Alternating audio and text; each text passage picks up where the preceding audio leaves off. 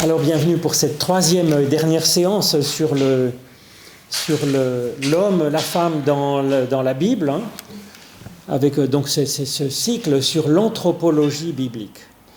Alors cette fois-ci, je vous propose une nouvelle Ève, un nouvel Adam avec Marie et avec Jésus, on va voir ça. Mais c'est vrai que c'est une question qui est un peu lourde parce que il y a eu cette invention du péché originel avec l'humain aurait été créé parfait par Dieu, et puis ensuite l'humain dérape sur une peau de banane, fait une faute sans doute absolument épouvantable, ce qui fait que l'humanité va être définitivement, d'après cette théorie du péché originel, l'humanité va être complètement pourrie par ce péché originel, infectée par un virus terrible qui dure encore jusqu'à nos jours. Virus qui, pensent certains, se transmet, pensez donc par voie sexuelle. Voilà. C'est l'horrible péché de chair qu'auraient commis Adam et Ève, et puis qui aurait pourri l'humanité, qui du coup serait, comme le disent, par exemple même le réformateur, l'humain serait du coup incapable d'aucun bien, ou incapable de bonne volonté, entièrement troublé, abîmé par le péché originel, de sorte qu'il y aurait absolument besoin d'une restauration de l'humain. Alors en fait ça date du 5e siècle, cette théorie, fin du 5e siècle, début du 6e, avec saint Augustin, pour essayer de comprendre cette difficulté. Dieu aurait créé l'humain parfait, alors qu'est-ce qui se passe pour qu'il soit aussi moyen qu'aujourd'hui? Alors ça ne peut pas être la faute de Dieu, donc forcément c'est la faute de l'humain. Alors c'est une théorie qui est très discutable, parce que si vous voulez, c'est pas forcément comme ça qu'on doit lire la Bible, mais il peut y avoir d'autres façons de le lire, c'est-à-dire qu'à ce moment-là, l'autre façon de le lire, c'est de lire l'humain dont parle la création, aussi bien la première création, avec un humain créé à l'image de Dieu, que la deuxième création dans le Genèse 2, créé à partir de la poussière du sol, un être humain Adam, donc ça veut dire basé sur la poussière du sol, Adama, la terre, et rempli de son souffle. Donc on a ainsi une création d'un humain. Ce ne serait pas de l'histoire ancienne, ce serait un type. Ce serait le type même de l'humain rêvé par Dieu. Donc ça exprime un plan, une visée au départ. Et puis ensuite, il y a une progressivité, une croissance, en attendant qu'un jour il puisse exister un humain tel que Dieu l'a toujours espéré.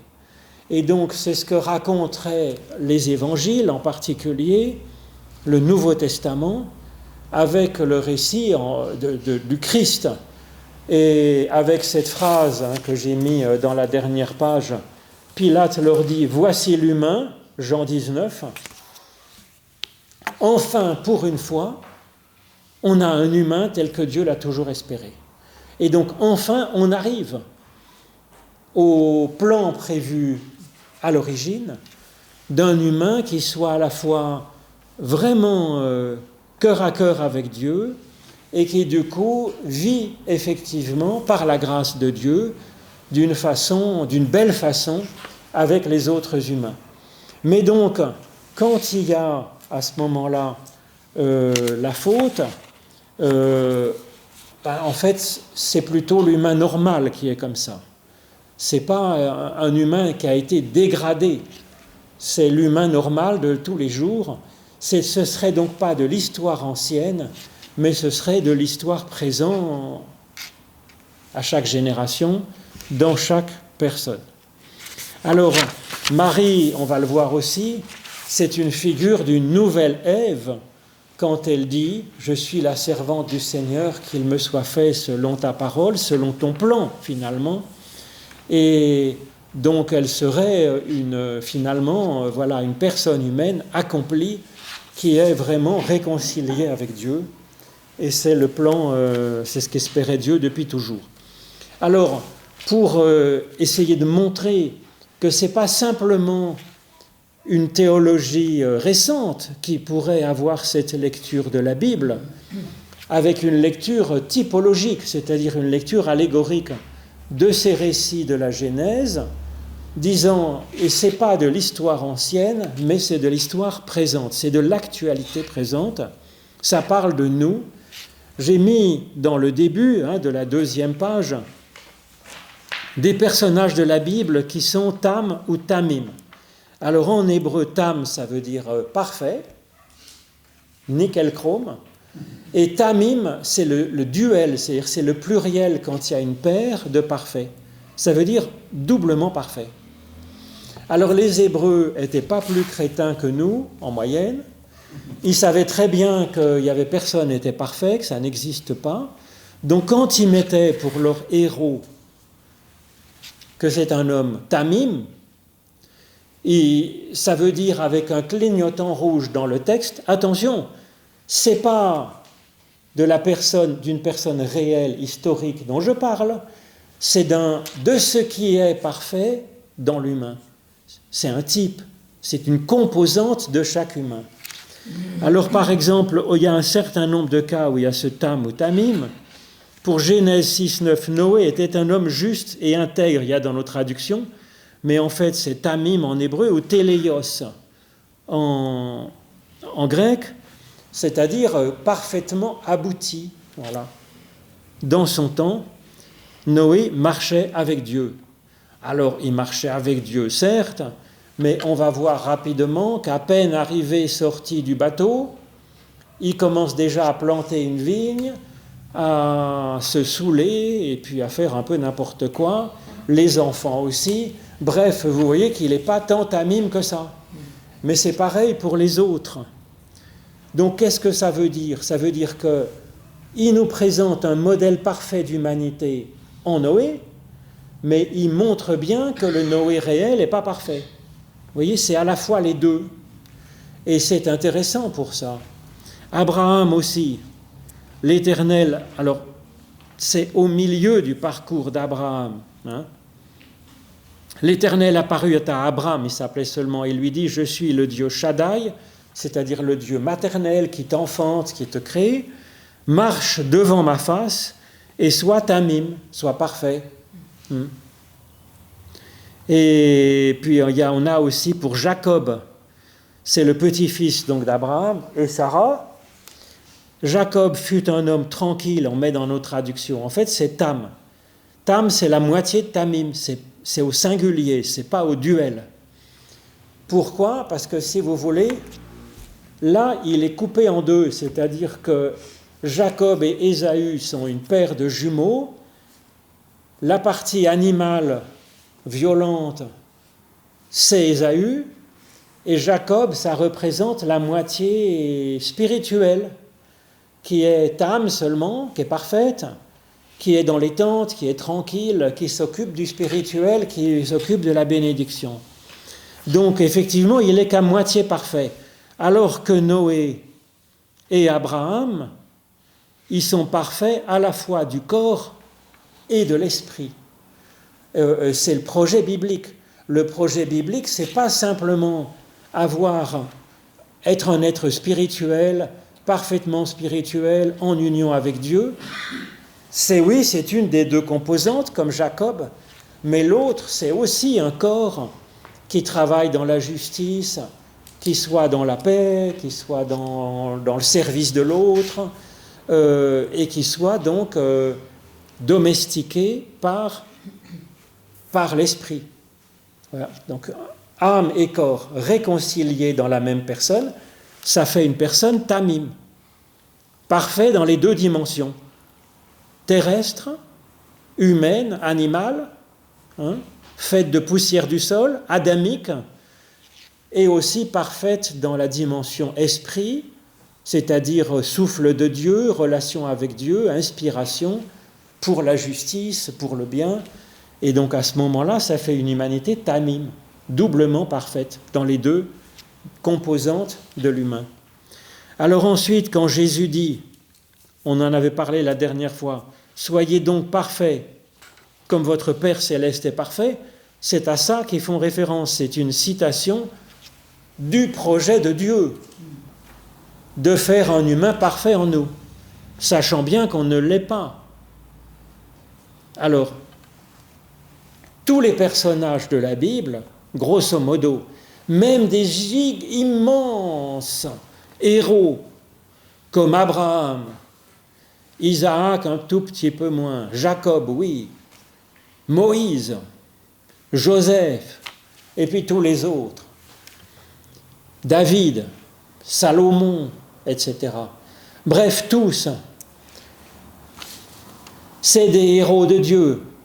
Ils sont rois, ils sont prophètes, ils sont serviteurs de Dieu, ils sont dans l'alliance, mais ils sont toujours à faire des bêtises. Donc, ce n'est pas un livre moral, la Bible, avec des héros parfaits qu'il faudrait imiter. Il y a des composantes, des traces de perfection dans ces héros qui sont données à notre admiration, mais en même temps, c'est des êtres pécheurs, faillibles, qui ont du mal à avancer, comme nous, et ça nous parle à nous, ça nous parle de nous aussi. Et donc, c'est ainsi que tout au long de la Bible hébraïque, et puis des évangiles aussi, quand on regarde les apôtres, ils ne comprennent rien à rien, ils se disputent pour avoir la première place, même l'apôtre Pierre, il reconnaît que Jésus est le Christ. 5 minutes après, Jésus l'a félicité, il dit « Quand tu dis ça, ça te vient de Dieu ». Il dit « Youpi, je suis véritablement un prophète du Dieu très haut ». Et il se met à raconter des bêtises tout de suite après. Et Jésus lui dit « Mais là, ce n'est pas Dieu qui t'a inspiré ça, c'est Satan ». Voyez, donc, il nous présente tout le temps des humains en chemin vers leur genèse et leur croissance. Et donc, le seul, j'allais dire, personnage de la Bible qui est présenté effectivement comme étant un modèle de perfection, c'est Jésus. Voilà. C'est Jésus dans les 4 évangiles et dans les lettres de Paul. Dans tout le Nouveau Testament, bien sûr. Alors c'est Jésus, c'est plutôt le Christ, si vous voulez. C'est-à-dire Jésus en tant que sauveur de l'humanité par son action, mais aussi modèle pour l'humanité. C'est-à-dire enfin on voit dans ce bonhomme une humanité aboutie. Enfin on voit l'Adam véritable. Et c'est ce que va dire effectivement ces textes que nous allons lire, mais aussi l'apôtre Paul qui va le théoriser. Pour l'instant, est-ce que ça va à peu près? S'il y a des questions, des contradictions, n'hésitez pas. Donc on va lire d'abord le récit de la chute, c'est-à-dire que dès l'humanité créée, tout de suite, la Genèse va explorer un peu les difficultés de l'humain, les difficultés, les limites de l'humain, les problèmes un peu que ça pose.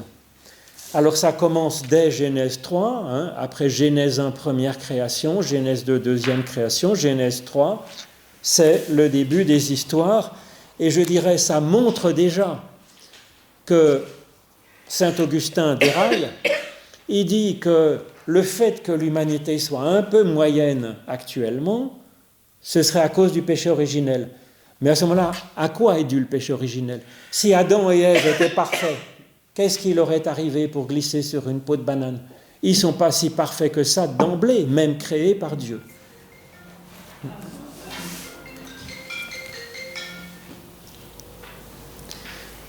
Alors je vais vous lire ce récit de Genèse 3.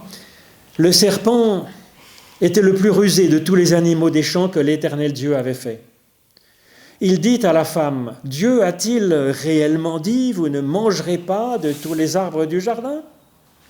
La femme répondit au serpent, « Ben oui, nous mangeons du fruit des arbres du jardin, mais quant au fruit de l'arbre qui est au milieu du jardin, Dieu a dit, vous n'en mangerez pas et vous n'y toucherez pas, de peur que vous mouriez. » Alors le serpent dit à la femme, mais vous ne mourrez pas du tout. Mais Dieu sait que le jour où vous en mangerez, vos yeux s'ouvriront et que vous serez alors comme Dieu, connaissant le bien et le mal. La femme vit que l'arbre était bon à manger, agréable à la vue, qu'il était précieux pour ouvrir l'intelligence. Elle prit son fruit et en mangea. Elle en donna aussi à son mari qui était auprès d'elle et il en mangea. Les yeux de l'un et de l'autre s'ouvrirent, ils connurent qu'ils étaient nus, et ayant cousu des feuilles de figuier, ils s'en firent des pagnes.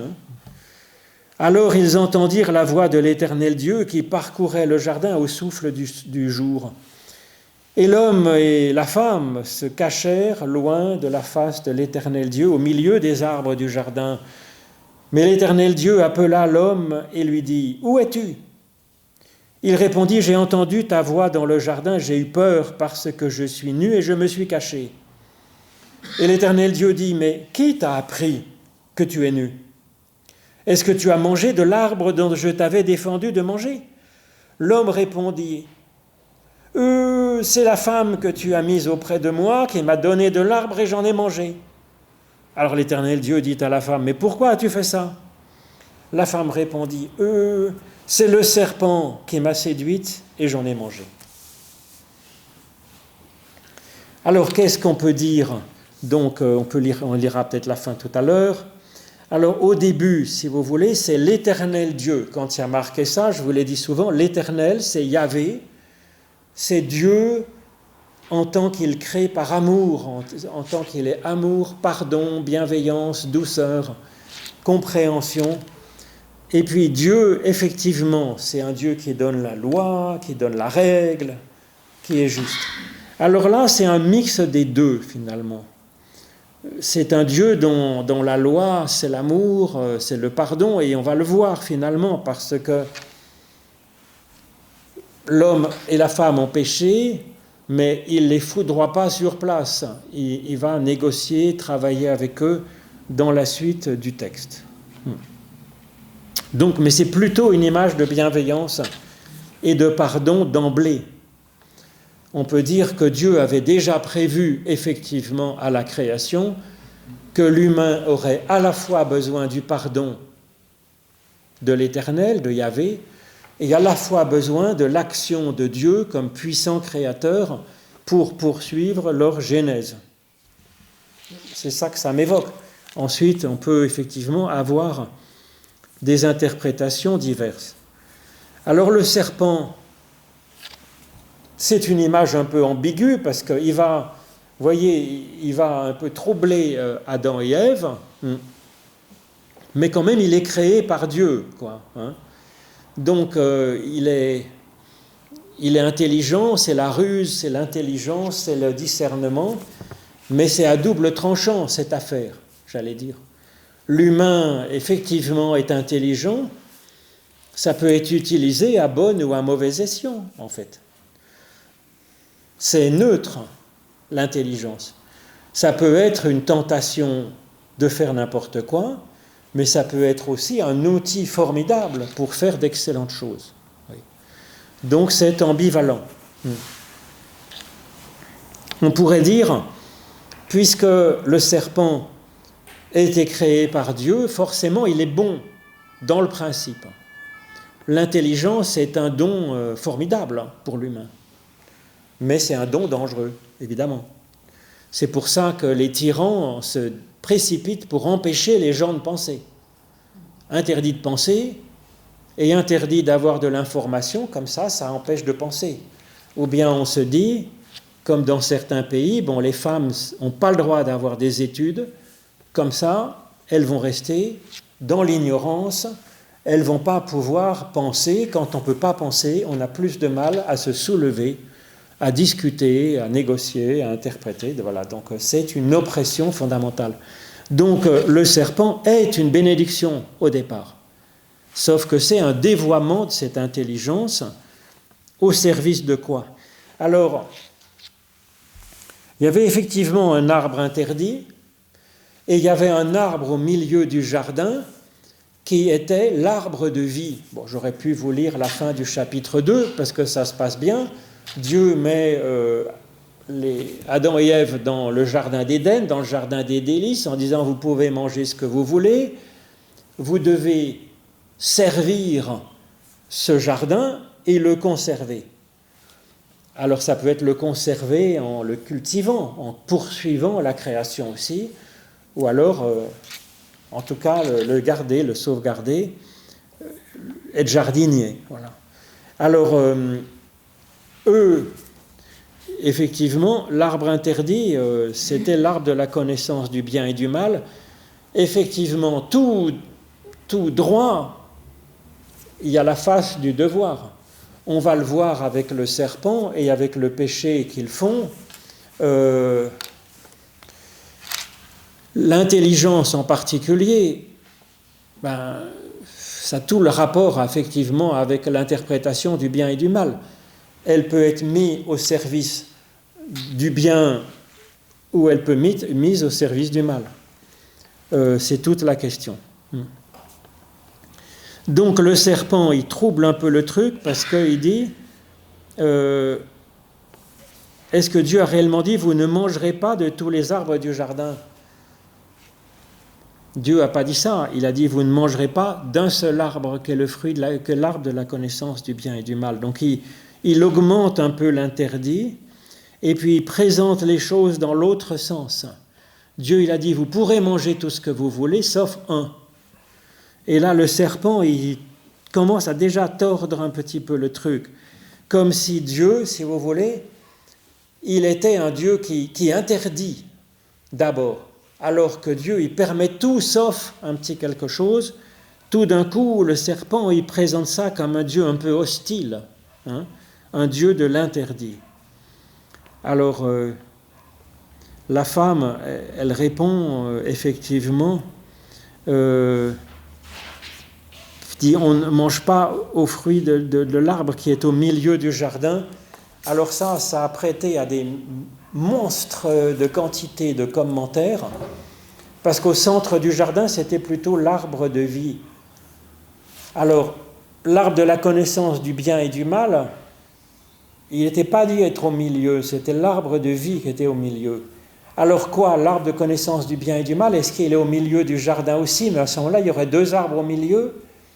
Ou bien l'arbre de vie, c'est aussi l'arbre de la connaissance du bien et du mal. Enfin bref, il y a plein d'interprétations possibles. Mais moi, ce qu'il me semble, c'est la question de savoir qu'est-ce qu'on met au milieu de notre paradis. Quel est le pôle central de notre motivation? Or, ce qu'on va voir, c'est que la femme, qu'est-ce qui va lui donner envie de manger l'arbre? C'est que l'arbre était bon à manger, agréable à la vue, qu'il était précieux pour ouvrir l'intelligence. Donc en fait, elle voit tout ce qui est agréable à son goût, à sa vue, à sa pensée. Et donc ce qu'elle met au centre de son jardin, c'est l'arbre de son propre désir. Comme dans, je ne sais pas si vous vous souvenez, la fameuse tapisserie de la Dame à la licorne. Il y a une bannière avec « à mon seul désir ». C'est ça finalement, le péché de Adam et Ève, c'est de mettre au centre de leur jardin leur propre désir, leur propre plaisir de l'instant, et d'en faire leur Dieu finalement, d'en faire leur critère du bien et du mal. Parce qu'effectivement, c'est ça la question. Alors, le serpent leur dit... Vous avez compris un peu ce que je raconte? C'est un petit peu compliqué. Non. D'accord. Donc, savoir qu'est-ce qu'on met au milieu du jardin, et elle, ce qu'elle met au milieu du jardin, c'est la satisfaction de son propre désir de l'instant. Or ça, le problème, c'est que du coup, il n'y a pas de bien supérieur, autre que mon seul plaisir de l'instant. Il n'y a pas de justice, il n'y a pas d'amour, il n'y a pas de service de l'autre, il n'y a pas de transcendance, voyez, il n'y a pas d'altérité. L'autre, il me prend mes pommes, alors que j'avais envie de manger les pommes, même si je ne peux pas les manger toutes, que quelqu'un me pique une pomme dans mon pommier, c'est une offense à moi qui suis Seigneur, Dieu et Roi, finalement. Vous comprenez ? Donc ça pourrit effectivement la vie, j'allais dire. Parce que du coup, on n'a plus ni Dieu, ni ami, ni personne. Et c'est ce que l'on voit tout de suite, finalement, parce que quand ils sont en difficulté, ou plutôt dans la tentation, déjà ils sentent que Dieu est comme un concurrent. Ils disent, mais Dieu, en fait, s'il vous interdit cela, c'est parce qu'en fait, il a peur que vous preniez sa place. Mais effectivement, c'est ce qu'ils vont faire, de prendre sa place. Donc, on est coupé de Dieu. Alors, quand on dit Dieu, c'est Dieu en tant que source de vie, on est d'accord ? C'est pas simplement ça, c'est aussi l'idée même de la justice, de l'amour, du bien, vous voyez, d'un principe supérieur de vie. Parce que Dieu, c'est à la fois l'alpha et l'oméga, c'est-à-dire une source de vie pour nous et aussi une visée pour nous, de justice, d'amour, de bien, voilà. Mais aussi par rapport à l'autre, par rapport à Adam, Ève, ils se rejettent la faute sur l'autre. C'est toujours la faute de l'autre. Donc il n'y a pas d'esprit de corps, parce que oui, chacun s'est fait son propre Dieu finalement. Donc c'est un peu ennuyeux. Donc à mon avis, si vous voulez, enfin je ne suis pas le seul à dire ça, c'est pas le péché originel, c'est-à-dire qu'il y aurait eu un monsieur Adam et une madame Ève qui auraient fait une faute, et ça aurait infecté toute l'humanité de ce poison du péché, mais c'est plutôt le péché fondamental, une tendance fondamentale qui nous pourrit la vie. De se faire de soi-même son propre Dieu. D'être, je l'avais dit la dernière fois, d'être incurvé en soi-même. In curvatus in se, dit le latin. C'est incurvé en soi-même. C'est ce qu'ils font. Leur Dieu, c'est leur ventre, c'est leurs yeux, c'est leur propre cerveau. Il n'y a rien d'autre qui compte. C'est leur priorité ultime. Alors ensuite, est-ce qu'on peut dire, comme l'ont longtemps dit les gens, voilà, c'est la femme qui a tout pourri. Alors si vous voulez, c'est vite dit parce que Adam, c'est pas le nom de Monsieur Adam. Adam, c'est un nom commun, ça veut dire l'humain.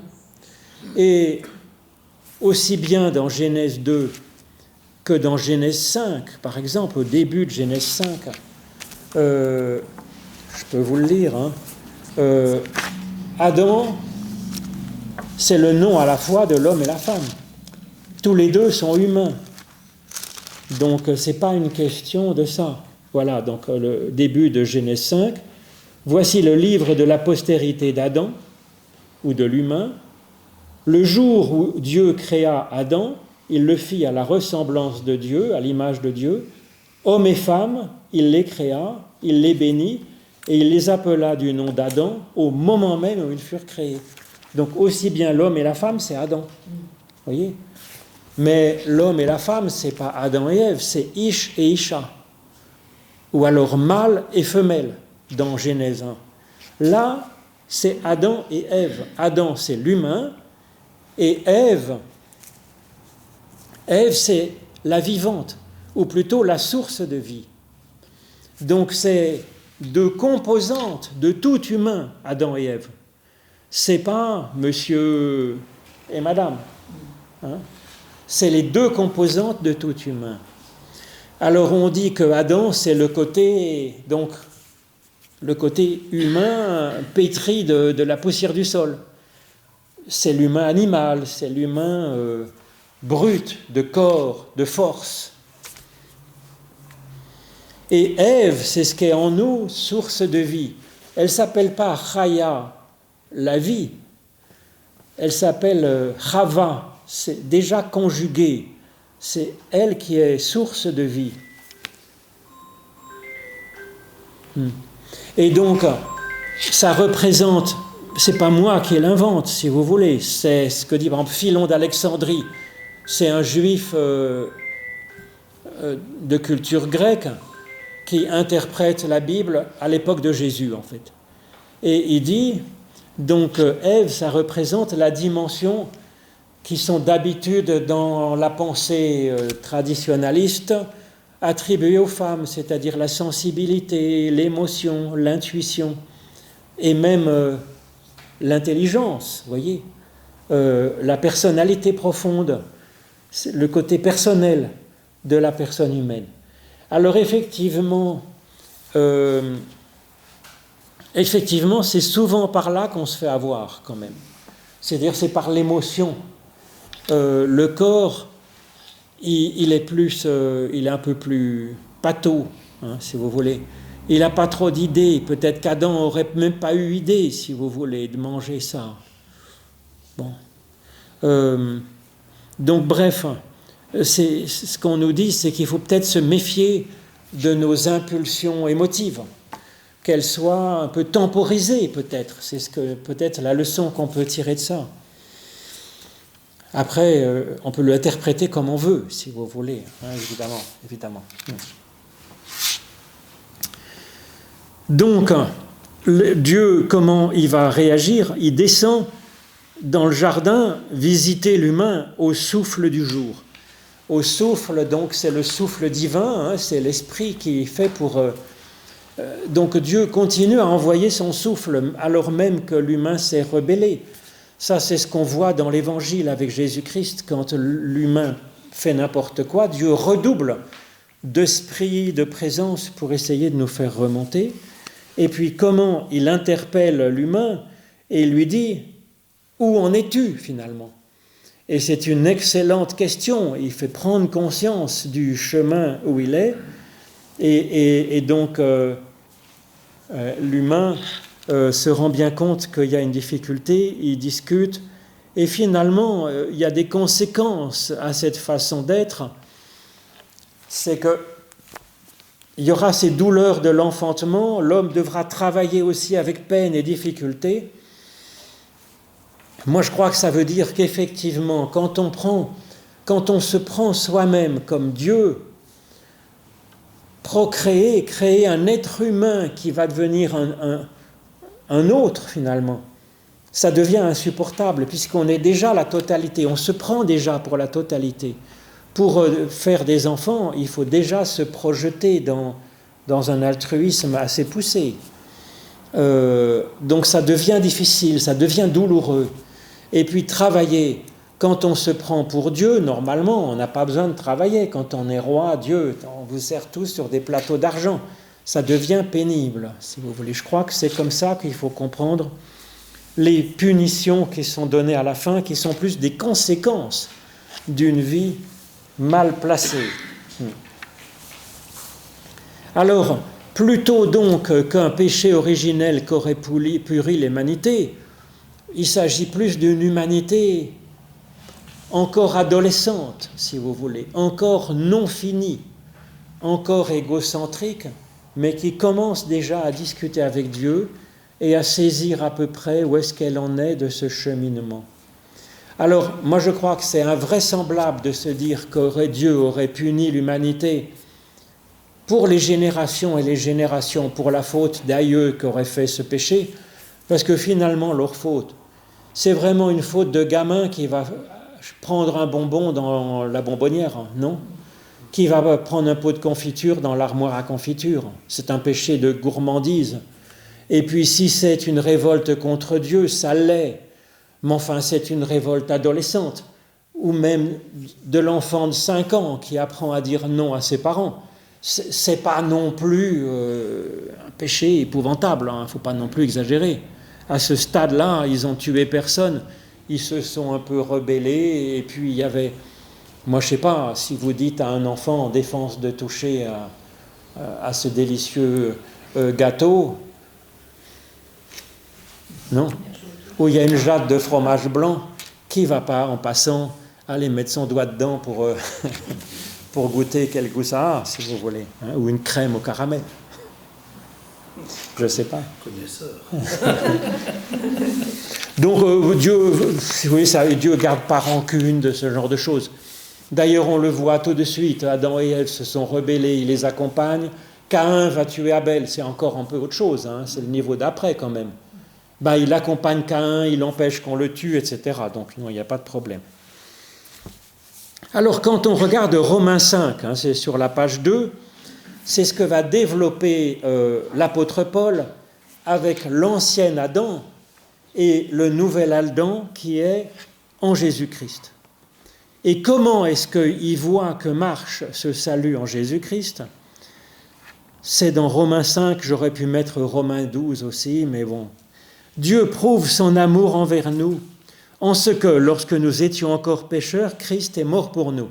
Donc, voyez, on voit quand le péché abonde, on est encore pécheurs, Dieu envoie son Fils, c'est de l'amour, il abonde, comme dans Genèse, pour essayer de soigner, prendre soin de l'humain qui fait n'importe quoi.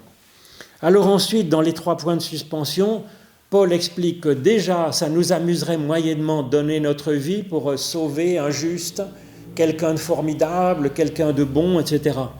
Mais que Jésus, il a donné sa vie pour des personnes qui étaient pécheresses, et ça, c'est quand même moyennement motivant. Donc il dit, c'est quand même là, chapeau. Et il dit, car si nous étions ennemis, nous avons été réconciliés avec Dieu par la mort de son Fils, à plus forte raison, étant réconciliés, serons-nous sauvés par sa vie. Adam est la figure de celui qui allait venir. Si par la faute d'un seul la multitude a subi la mort, à plus forte raison, la grâce de Dieu et le don par grâce d'un seul homme, Jésus-Christ, ont-ils été répandus abondamment sur la multitude. Donc l'amour de Dieu, c'est un peu compliqué toujours, Paul. Le Christ a accepté de donner sa vie pour nous, ça prouve un amour puissant, même pour les pécheurs. Cet amour, il est révélateur de l'amour que Dieu a pour nous. Ça veut dire que le Christ, il est l'image de Dieu véritable. C'était ce que Dieu avait toujours rêvé, d'avoir un humain qui enfin soit à son image, par fidélité, par inspiration de Dieu, de l'amour de Dieu, est capable d'aimer les humains, même pécheurs. Donc, quand le Christ a manifesté l'amour de Dieu par sa mort, nous, ça nous touche. On se rend compte que Dieu est tout amour pour nous, même quand on est pécheur, d'horribles pécheurs. Du coup, on est réconcilié avec Dieu. On n'est plus dans la peur de Dieu. On sait que Dieu n'est que bienveillance pour nous, même quand on est d'horribles pécheurs. Alors vous voyez, c'est nous qui avons été réconciliés avec Dieu. Alors que dans la théorie du péché originel, Dieu y garderait une rancune terrible de l'infini péché d'Adam et Ève et puis de tous les péchés que nous avons connus derrière. Donc Dieu, pour pouvoir pardonner, pour pouvoir enfin nous aimer, aurait besoin que la faute soit payée. Mais dans la théorie du péché originel, du rachat des fautes, c'est Dieu qui a besoin d'être réconcilié. C'est Dieu qui a besoin d'être changé pour enfin pouvoir pardonner et aimer à l'humanité. Ça, c'est ce qu'affirme la théologie du péché originel. Mais là, ce que dit Paul, c'est l'inverse. C'est nous qui étions hostiles à Dieu, méfiants vis-à-vis d'un Dieu qui est jugement, qui est terrible, qui va nous en vouloir, qui va nous en vouloir à mort, qui va vouloir nous griller, nous juger, nous envoyer en enfer avec des diables qui nous piquent les fesses avec des fourches à longueur de journée. Donc Paul nous dit non, en Christ on voit que Dieu est tout amour. Du coup, on est réconcilié avec Dieu et du coup on va être sauvé par la vie du Christ. Et donc Adam, c'est-à-dire le premier Adam, c'est la figure de celui qui allait venir. C'est-à-dire qu'enfin en Christ, on a l'Adam véritable, dont le premier Adam était qu'une ébauche, hein, un brouillon, voilà, c'est ça. Et c'est ce que disait, par exemple, voilà, nous on est, je pense à Théodore Monod, oui, c'est le grand naturaliste du XXe siècle. Il est mort, je crois, au début des années 2000, au début de ce siècle. il disait, donc il était spécialiste de l'évolution, et des pingouins d'ailleurs. Et il disait que l'humanité actuelle, on n'est pas vraiment humain, on est pré-hominien. On est le chaînon manquant entre le singe et l'humain véritable. On est encore en Genèse, voilà. Et c'est ce que dit Paul. On est entre l'Adam ancien, de la chute, l'Adam qui fait ce qu'il peut, qui ne comprend pas grand-chose, et puis Jésus-Christ qui a tout compris. Voilà, donc, c'est ce qu'on va voir dans la suite, avec les récits d'Adam, de nouvelle Ève et nouvelle Adam. Donc maintenant, c'est Marie, si vous voulez, qui est un peu nouvelle Ève. Au 6e mois, l'ange Gabriel fut envoyé par Dieu dans une ville de Galilée du nom de Nazareth. Donc, vous voyez, ça commence par au 6e mois. Qu'est-ce qu'on en a à faire? Alors, le 6e mois, là, c'est pas dit, on voit plus loin, c'est le 6e mois de grossesse d'Élisabeth.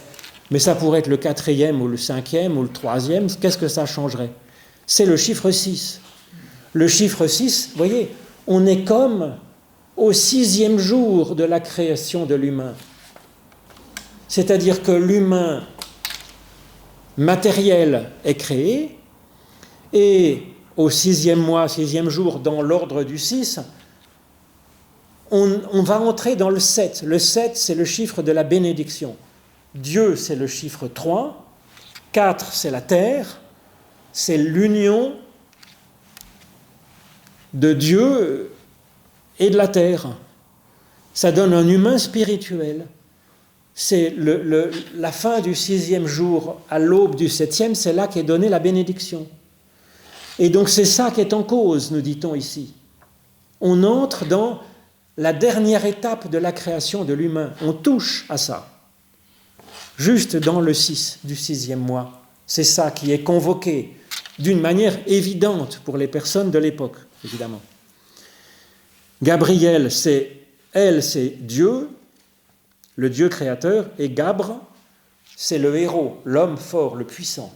Donc c'est voilà, fut envoyé par Dieu.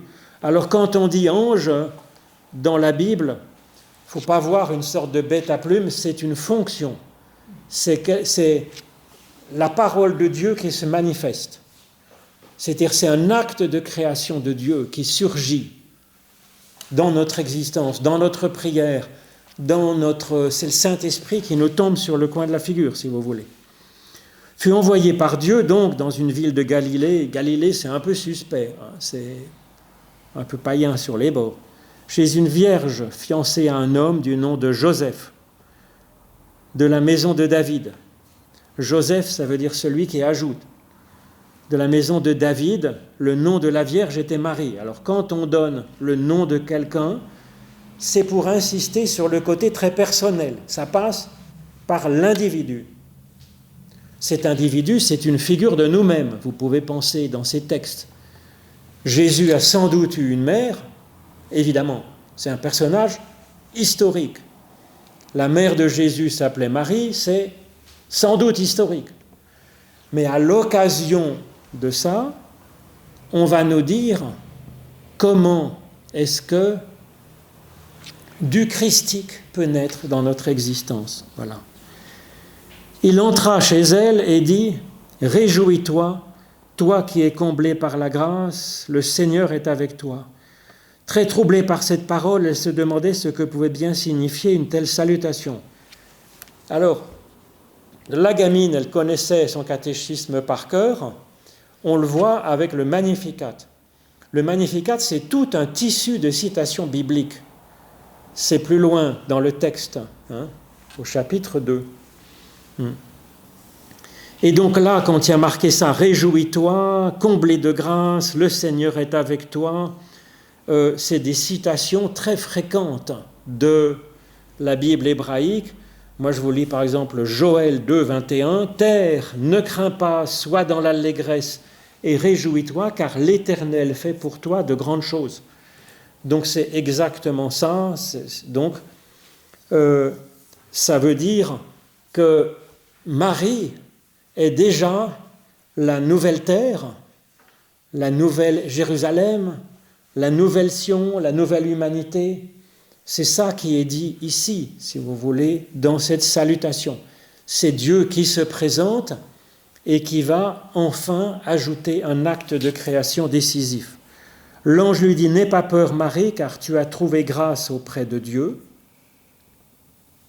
Tu vas être enceinte, tu mettras au monde un fils et tu l'appelleras du nom de Jésus. » Jésus, ça veut dire l'Éternel sauve. Il sera grand, il sera appelé Fils du Très-Haut et le Seigneur Dieu. Donc on retrouve encore notre Yahvé Elohim, là, comme dans la Genèse, lui donnera le trône de David, son père. Il régnera pour toujours sur la maison de Jacob. Son règne n'aura pas de fin. C'est-à-dire qu'en fait, il sera le Messie. Le Messie, il apporte la dernière étape à la création. Et en même temps, il va être la figure de l'humain véritable. Marie dit à l'ange, « Comment se produira-t-il puisque je ne connais pas d'homme ?» Alors connaître, c'est un euphémisme pour l'acte sexuel.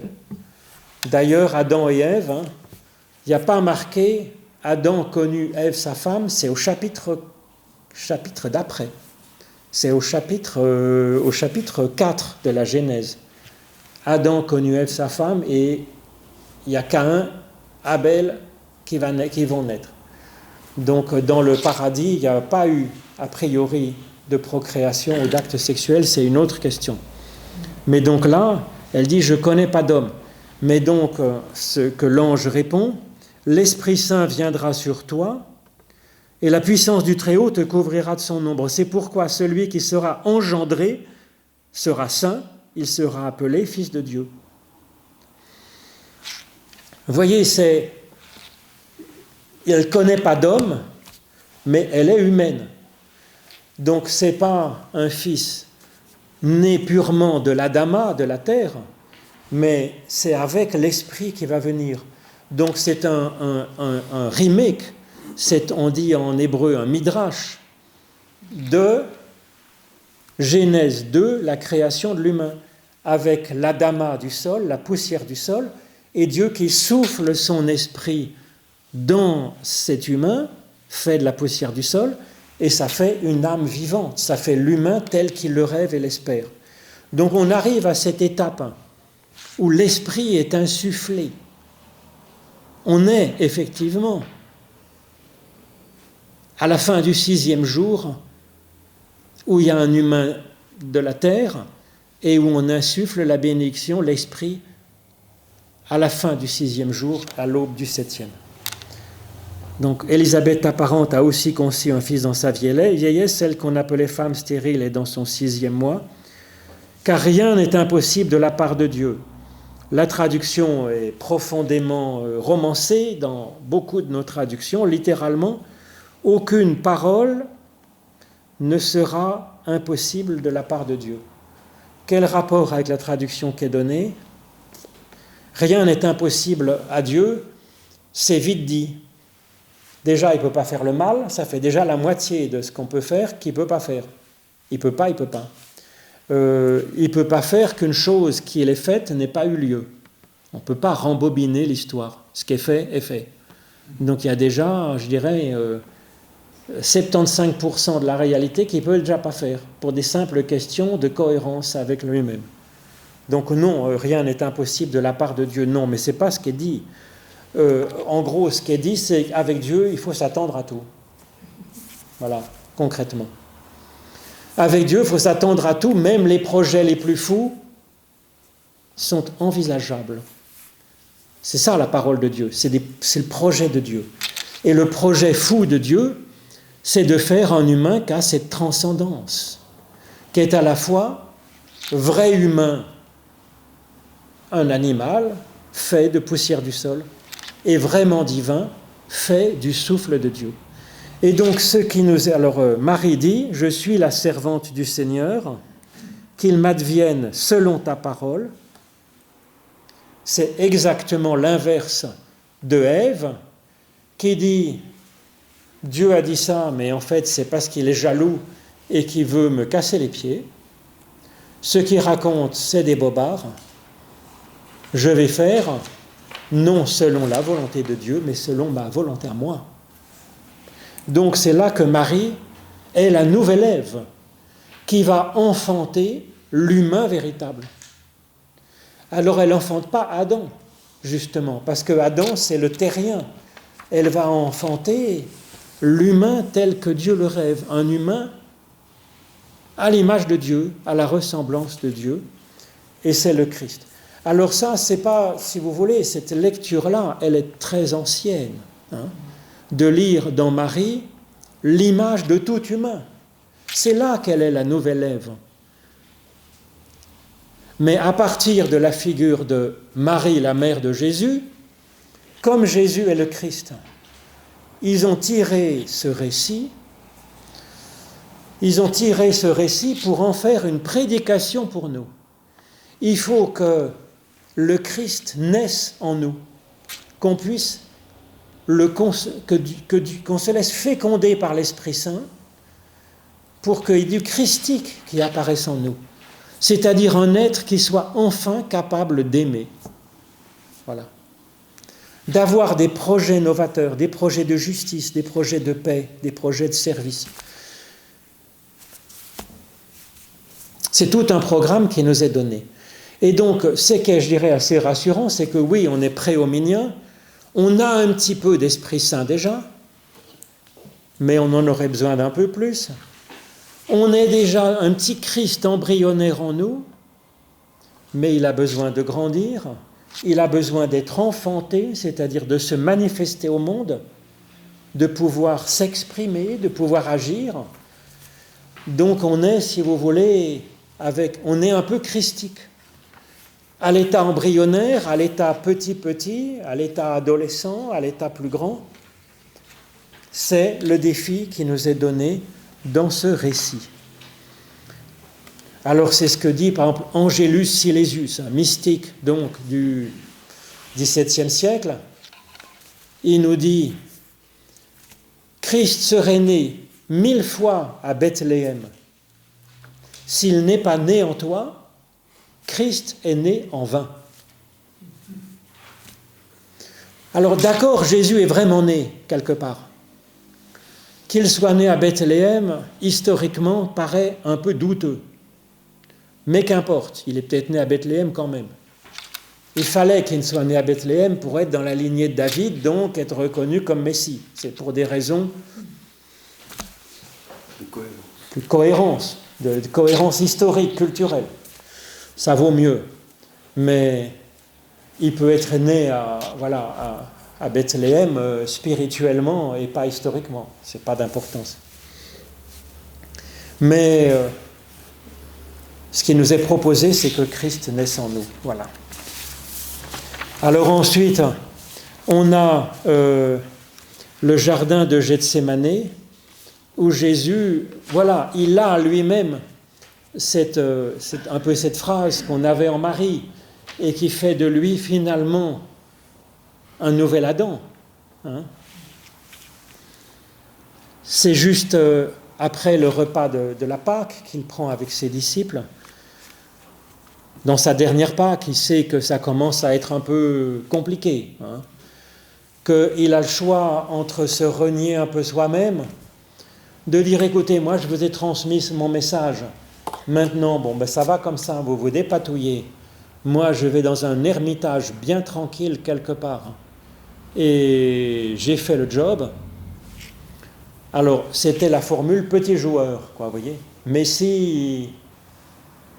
point trop, non, faut quand même. Mais ça aurait pu être jouable. Et puis là, finalement, il se dit, il faut y aller. Et c'est là que ce qu'annonçait Paul n'est pas faux, si vous voulez. Il y est allé franco, Ça passe ou ça casse. Ça a cassé. Mais ça pouvait passer. Ça aurait pu. Et Jésus serait resté là à raconter des paraboles jusqu'à 95 ans. Et on en aurait eu, au lieu d'en avoir quelques petits feuillets, on aurait des bouquins entiers avec des paraboles de Jésus. Moi, ça aurait été vraiment sympa, voyez. Mais ça ne s'est pas trouvé comme ça. Finalement, sa dernière histoire qu'il raconte, c'est avec son courage de donner sa vie. Voilà. Et donc c'est ce qui va arriver là. Donc il sort au mont des Oliviers. Alors cela dit, c'est un peu symbolique, parce que l'huile, c'est un symbole de la bénédiction de Dieu.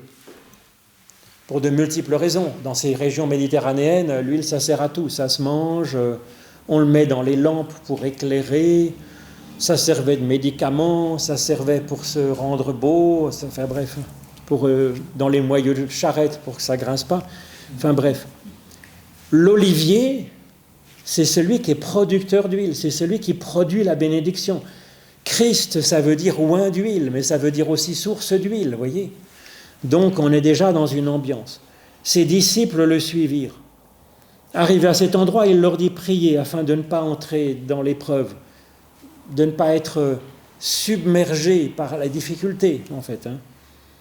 Puis Jésus s'écarta d'eux, à distance d'un jet de pierre environ, et il se mit à genoux pour prier, en disant, Père, si tu veux, éloigne de moi cette coupe, c'est-à-dire cette coupe de jugement où il va être exterminé. Toutefois, que ce ne soit pas ma volonté qui advienne, mais la tienne.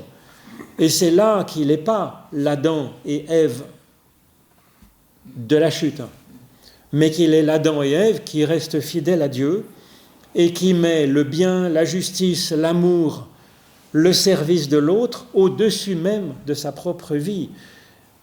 Alors un ange lui apparut du ciel, le fortifiant, mais en proie à l'agonie.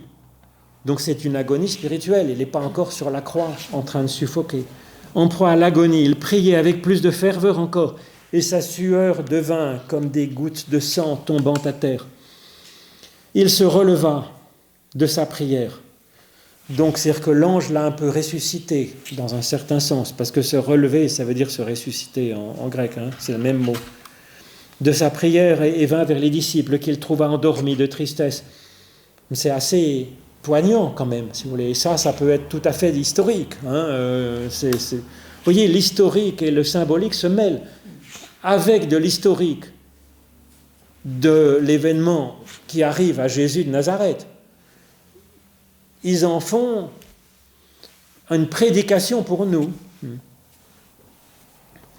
Et il leur dit, pourquoi dormez-vous? Levez-vous, c'est des ressuscités. Redressez-vous, mettez-vous sur pied, en marche. Priez afin de ne pas être donc entré dans l'épreuve, submergé par l'épreuve. Et puis à ce moment-là, il y a les gardes qui arrivent et qui arrêtent Jésus. Il va avoir le procès. Et ça, c'est le jeudi soir. Et le vendredi, dans la journée, il va être crucifié. Voilà. Signe d'amour pour l'humanité, même pécheresse, et donc signe de l'amour de Dieu pour nous. Et c'est là que dans le procès du vendredi, Pilate leur dit « Voici l'homme, ecce homo » en latin courant. Il a sans doute parlé latin, Pilate, ou grec peut-être, mais bon, peut-être latin. C'était un gouverneur romain. Voilà. Mais voici l'humain, c'est prophétique. C'est-à-dire voici l'humain véritable, voici. Vous voyez, c'est l'humain tel que Dieu l'a toujours rêvé. Alors ensuite, il y a, pour terminer, c'est l'Apocalypse, parce qu'on va de la Genèse à l'Apocalypse. C'est la fin du dragon. Parce que le dragon, si vous voulez, c'est une part de nous-mêmes, dans un sens. C'est la tentation. La tentation de se faire Dieu à la place de Dieu. Le serpent ancien fut enfin jeté à terre. L'Apocalypse, ça raconte, c'est encore du présent, ça raconte notre humanité, ou nous, en tant qu'humains, dans ce processus de genèse, de disparition de l'Adam, de la chute, pour devenir enfin le Christ, christique, l'humain, réconcilié avec Dieu. Ça raconte ce bouleversement. Il y eut alors une guerre dans le ciel, et Michel, donc un ange aussi, et ses anges combattirent l'archange, se combattirent le dragon. Le dragon combattit, lui et ses anges, mais il ne fut pas le plus fort, et il ne se trouva plus de place pour eux dans le ciel. Il fut jeté à bas, le grand dragon, le serpent ancien, le serpent d'autrefois, celui qui est appelé le diable et le Satan, celui qui égare toute la terre habitée, tous les humains terrestres, terriens. Il fut jeté sur la terre, là où est sa place finalement, plutôt qu'au ciel. Il est au ciel quand on se met à adorer, à s'adorer nous-mêmes. On le fait au sommet de notre panthéon. C'est Adam et Ève dans le paradis qui l'ont mis au ciel, le serpent. Mais il est ramené à terre, au ras du sol, là où il doit être. Alors j'entendis dans le ciel une voix forte qui disait « Maintenant sont arrivés le salut, la puissance, le règne de notre Dieu et le pouvoir de son Christ. » C'est la fin du serpent de la Genèse. Alors voyez, le serpent, c'est les figures. Le diable, c'est celui qui déconstruit plutôt que de construire, de rassembler, de faire la paix, de construire des œuvres d'art, de créer, de faire du bon. On dilapide, on disperse. Alors c'est pas une personne, le diable, vous voyez. C'est, avec un petit d, c'est une fonction. Ce qui, dans notre existence, dans le monde, fait progresser le chaos, déchiquette, déconstruit, divise. Et le Satan, c'est l'ennemi. Ce qui en nous est ennemi, ce qui nous tue, ce qui nous fait souffrir, ce qui nous tire vers le bas, au lieu de nous tirer vers le haut. Alors là encore, c'est une fonction, ce n'est pas une créature. Même si elle a pu être personnifiée à la suite de la théologie mésopotamienne avec un Dieu bon, un Dieu méchant, du coup on personnifie la méchanceté, la source de la méchanceté en nous, mais ce n'est pas le cas. C'est comme le Satan, ce n'est pas un Dieu méchant, c'est en nous qu'il y a du satanique, du diabolique et du serpentin. Voilà. Donc voilà le programme de créer une humanité nouvelle avec ces figures qui nous sont données à notre méditation en Marie et en Jésus-Christ.